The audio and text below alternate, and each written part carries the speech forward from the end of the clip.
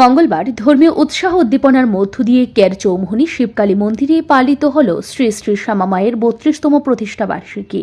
3 দশকেরও বেশি সময় ধরে এই পবিত্র স্থানে অনুষ্ঠিত হয়ে আসছে এক ধারাবাহিক আধ্যাত্মিক অনুশীলন এবং সমাজ কল্যাণমূলক কার্যক্রম, যা আজকের অনুষ্ঠানে পূর্ণতা পেল রুদ্রচণ্ডী মহাযজ্ঞ বস্ত্র বিতরণ কর্মসূচির মধ্য দিয়ে। প্রাতঃকাল থেকেই মন্দির প্রাঙ্গণে শুরু হয় রুদ্রচণ্ডী মহাযজ্ঞ।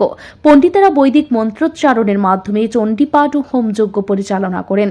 ধর্মীয় বিশ্বাস অনুযায়ী রুদ্রচণ্ডী যজ্ঞ ও শুভ শক্তি বিনাশ এবং শুভ শক্তির আহ্বানের এক গুরুত্বপূর্ণ অনুশীলন, যা দেবী শ্যামা বা কালী মায়ের উপাসনায় বিশেষ স্থান পায়। শাস্ত্রমতে চণ্ডীপাঠের মধ্য দিয়ে শুধু ব্যক্তি নয়, সমগ্র সমাজের শান্তি, সুস্থতা এবং সমৃদ্ধি কামনা করা হয়। আর সেই পরম্পরাকে সম্মান জানিয়ে এদিন রাজ্যের বিভিন্ন প্রান্ত থেকে আগত শতাধিক ভক্ত অংশ নেন এই মহাযজ্ঞে। এই বিশেষ দিনটিকে আরও মহিমান্বিত করে তুলে মন্দির কর্তৃপক্ষের উদ্যোগে আয়োজিত হয় বস্ত্র বিতরণ অনুষ্ঠান। সমাজের অবহেলিত ও অসহায় মানুষদের পাশে দাঁড়ানোর এক অনন্য নজির সৃষ্টি করে এই আয়োজন। অনুষ্ঠানে প্রধান অতিথি হিসেবে উপস্থিত ছিলেন ত্রিপুরা রাজ্যের মুখ্যমন্ত্রী প্রফেসর ডক্টর মানিক সাহা। তিনি নিজ হাতে দরিদ্র ও প্রয়োজনে থাকা মানুষদের হাতে বস্ত্র তুলে দেন এবং বলেন, এই ধরনের ধর্মীয় উদ্যোগ কেবলমাত্র উপাসনার মধ্যে সীমাবদ্ধ নয়, এর মাধ্যমে গড়ে ওঠে এক মানবিক সমাজ যেখানে ধর্ম, মানবতা এবং সহমর্মিতা এক সূত্রে গাঁথা।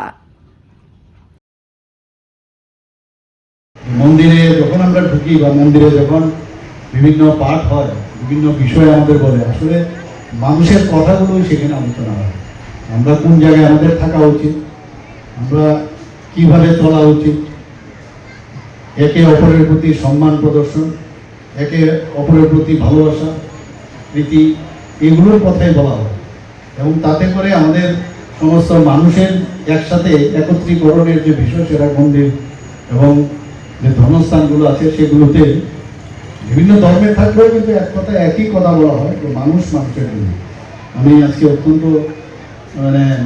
আনন্দিত যেখানে আমাকে নিমন্ত্রণ করা হয়েছে এবং এখানে আমার পুরনো সমস্ত ব্যক্তিবৃন্দকেও দেখতে পাচ্ছি।